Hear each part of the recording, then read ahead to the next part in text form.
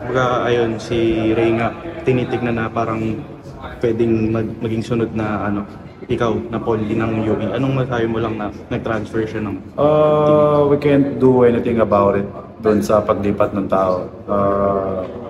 Hindi naman siya yung first time na lumipat. So, I mean, kung ano man yung reason niya kung bakit siya lumipat, and susuportahan ko yun. Yun na lang yung pwede kong magawa sa kanya. Kung saan man siya mapunta, susuporta lang ako sa kanya. And kailangan nating intindihin din yung tao, kung ano yung dahilan niya or reason niya kung bakit siya lumipat. Para naman sa mga remaining na players ng UE. Sa lahat ng naiwan na players sa UE, just keep working hard. Nabasa ko yung isang parang interview with Coach Jack.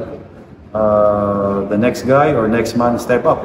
Kung ano man yung naiwan ni Noy doon, kung sino man yung next guy, gawin lang yung trabaho na yun.